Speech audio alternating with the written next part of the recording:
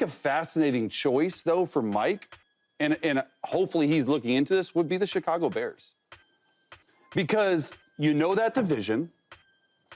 You have a rookie quarterback who you would say at the time when he's coming out is more developed than Dak Prescott, a fourth-round pick, was, right? You have an old school mentality, which the Chicago Bears need, and you don't have to deal with a crazy owner. Now, I don't think it's going to happen, but there's other teams out there that I can make a case for Mike going to. Like, I could imagine Mike McCarthy and Caleb Williams together.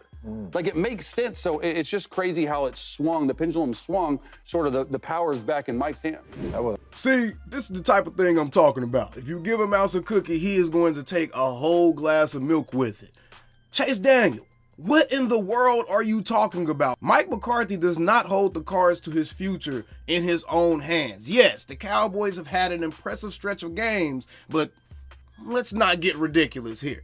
Let's get right into this. As we discussed, has Mike McCarthy had enough of the Dallas Cowboys, as Chase Daniel seems to be suggesting? But first, a word from our sponsors, BetUS, America's favorite sports book. Be sure to utilize promo code YouTube150 to get 150% first-time cash deposit bonus while using BetUS, as you can bet on your favorite NFL games, including the Dallas Cowboys versus the Philadelphia Eagles matchup, in which the Cowboys are opening up as a 7-point underdog in a game that's bound to be very interesting. If you want to hear more about that, be sure to subscribe to the channel, because I got you a little bit later. But let's get right into this Mike McCarthy stuff, man. All right, so apparently Chase Daniel is the mastermind of the rumor that the Cowboys' Mike McCarthy will turn down Jerry Jones's contract offer. This is being reported by Mike Fisher, which I have to say this, man. Mike Fisher is a grade A baiter. That man will write any and every story. He's going to create a mountain out of a molehill, essentially. All right, so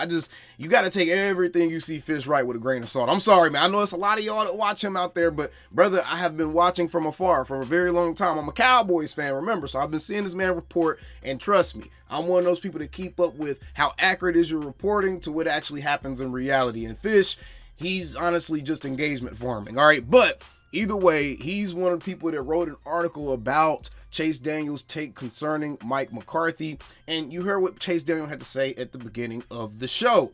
He essentially argued that Mike McCarthy knows the NFC North. He does, but I argue he probably know a lot of different teams and organizations, and to be quite frank, the last time he was in the NFC North, nothing is the same from when he was last there. So does he really know those teams still? Not really. That was almost a decade ago in which he actually coached the Green Bay Packers. So nothing is really the same. You can't really use the relatability factor. And you talking about a head coach coming back to a division that he was there 10 years ago, a decade ago. All right. So the first point, already off base a little bit. Then he talked about how he could see him working with Caleb Williams because he's much more developed than Dak Prescott was coming into the league. And here's where I start getting a little bit like, all right, here we go. What reason did you have to bring Dak Prescott up when talking about Mike McCarthy? Because that comparison you just drew wasn't even an accurate comparison. Mike McCarthy would be going and working with Caleb Williams in his second year in the NFL after he just had a very, very tumultuous first year if he was to go to work with the Chicago Bears. Mike McCarthy, on the other hand, came with Dak Prescott in his fourth or fifth season after he had already established himself as what most would argue is a top 10 quarterback after one of the best rookie seasons in NFL history, statistically, literally, statistically and success-wise. Dak Prescott was underdeveloped compared to Caleb Williams. And what does that actually even mean? That mean Caleb Williams played in a more pass-happy offense? Because if you really look at it, Dak Prescott had 4 full years in college. Caleb Williams played 3 years in college. So Dak has a little bit more experience than Caleb Williams did coming into it. And Dak was also a Heisman candidate, just like Caleb Williams was at one point. And Caleb Williams didn't win it. And Dak was also playing with a much more of an underdog type of organization with the Mississippi State Bulldogs versus Caleb Williams playing with the favorite USC Trojans that seemingly got every chance possible to stay in the top 25, but Caleb could not bring himself to beat top-ranked teams. Yet Dak Prescott at Mississippi State was able to beat top-ranked teams and got Mississippi State to their highest ranking in school history at number 2 at one point in the nation. So what are we talking about as far as, oh, he's more developed? His footwork is a little bit better. Mentally, you can tell Dak Prescott has a stronger mentality than a Caleb Williams. He came in with a stronger psyche than a Caleb Williams. From a leadership standpoint, you can tell Dak Prescott is a much better natural leader than a Caleb Williams. The only thing Caleb Williams could probably do better than Dak Prescott coming into the league is make a couple of different throws that Dak may not be as good as making. But outside of that, you can't sit here and say something as foolish as, oh, you can go work with Caleb Williams. He's more developed than Dak was coming out. For one, it's not true. For two, Mike McCarthy didn't work with Dak when he was still a work in progress, and trying to act like Mike McCarthy is who made Dak is just absolutely ridiculous, man. Mike McCarthy didn't make anything. Dak Prescott was already leading multiple years of #1 offenses in the league before Mike McCarthy even got there. Mike McCarthy come and just kind of helped Dak fine-tune things a little bit, and the offense was just less self-destructive. That's about all that happened there. But beyond that, it's just a ridiculous comp to even make as it pertains to the Caleb Williams and Dak Prescott point. And to kind of wrap this up a little bit, man, it's just absolutely ridiculous that we're acting like Mike McCarthy is in some position of power.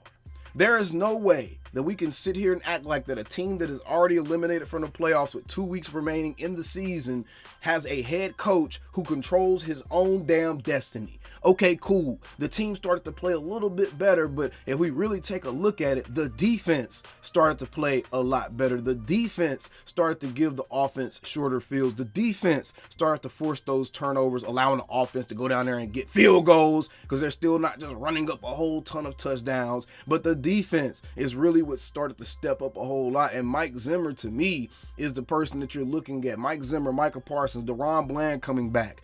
Those are the people you're looking at as the true catalyst for what's happened with the Dallas Cowboys post the Dak Prescott injury. In my opinion, I think that's just fair to actually see. The observations are there. The empirical data is there if you look at it and you look at it objectively. You're not trying to prove a point or prove, such and such. No, the defense is what's gotten this team in a much better position. So why is it that Mike McCarthy would be looked at as some type of savior? Why is it that Mike McCarthy would all of a sudden be granted all of this power when he's leading a 7-8 now team? That doesn't make any sense to me, and I'm just sorry. There's nothing to this. There's no way you look at Mike McCarthy and you say that he's going to reject Jerry Jones offering him a contract when Mike McCarthy has 2 mansions built out here in Dallas, when he's been here for 4 or 5 years already, and he's been putting up with this stuff that he's been going through with a smile, to the point to where he kind of spurned some of his player support when they try to say that he needs more control. He spurned that.